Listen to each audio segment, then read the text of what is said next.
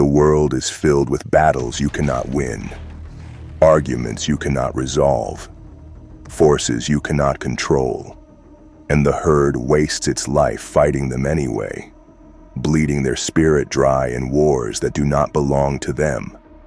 They rage at the weather. They curse the actions of others. They seethe over the past. They tremble before the future. They scatter their energy like fools pouring water into the sand, and then they wonder why they are exhausted, broken, powerless.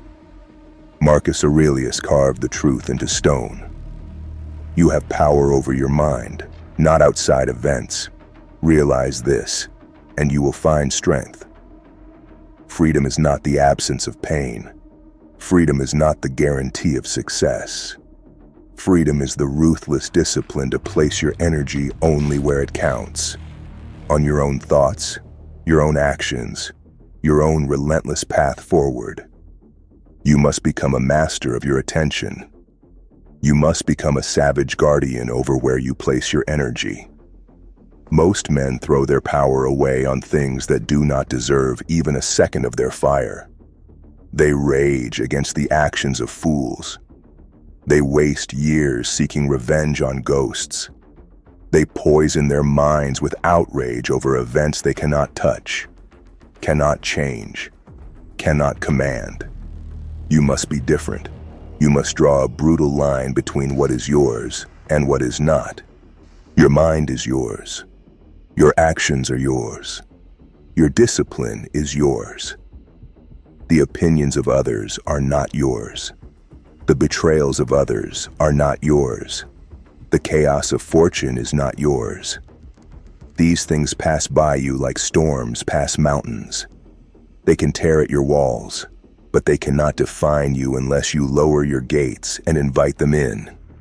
The weak believe that every insult must be answered, every slight must be avenged, every injustice must be righted immediately by their own trembling hands. But the awakened know better. They know that real power is conserved, not wasted. They know that the man who reacts to everything is the man controlled by everything. Choose not to be harmed, and you haven't been. Marcus spoke it clean and brutal. It is not the action against you that breaks you. It is the judgment you attach to it. It is the meaning you give to it. And that is the battlefield where you are either king or slave. When someone betrays you, you decide whether you are broken or sharpened. When fortune turns against you, you decide whether you are crushed or hardened. When the world insults you, you decide whether you are diminished or unmoved. Nothing outside your mind can touch the core of you unless you allow it to. And you must never allow it.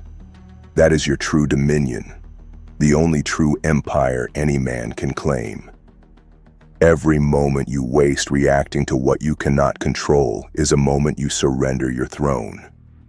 Every ounce of rage you pour into the actions of others is an ounce of strength drained from your own conquest.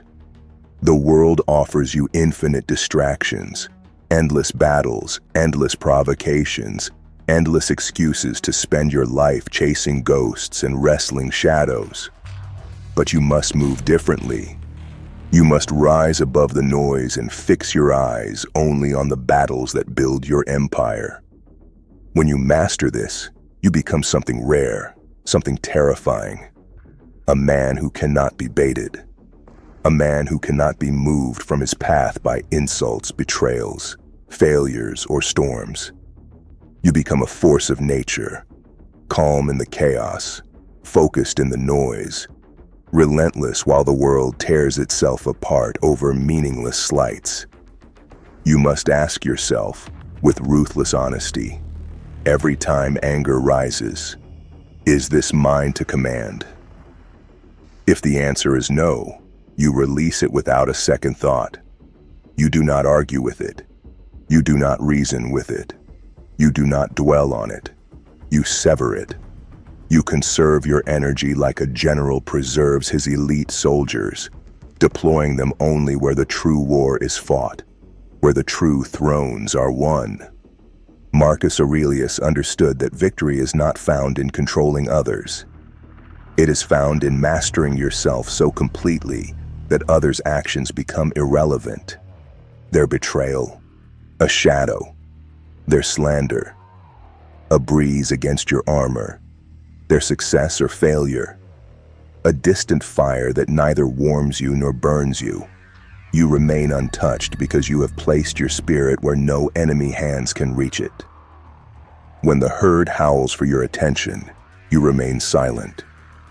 When the fools provoke you, you remain still. When the weak beg for you to descend to their level, you smile and move forward. Your mind is your fortress, and you allow no invader to breach your walls. You must cultivate ruthless selectivity. You must become the master of what you care about, what you fight for, what you bleed for. You must choose to be immune to the nonsense that destroys lesser men from within. Every second you focus on what you cannot control is a second you are not building your empire. Every emotion you waste on what lies beyond your command is energy stolen from your destiny. You are not here to be a puppet jerked around by random winds. You are here to be the storm. This is the 15th doctrine of Marcus Aurelius. You do not waste your mind on things outside your dominion. You do not weep over betrayals you cannot undo. You do not rage against storms you cannot stop. You rule your mind with an iron grip. You focus only on your code, your discipline, your relentless forward motion. You build your life from the inside out, not the outside in. And while the herd bleeds itself dry fighting battles that do not matter, you will rise, untouched, undefeated, crowned by your own mastery. You do not control the world. You do not need to. You control yourself, and that is enough to dominate everything that matters.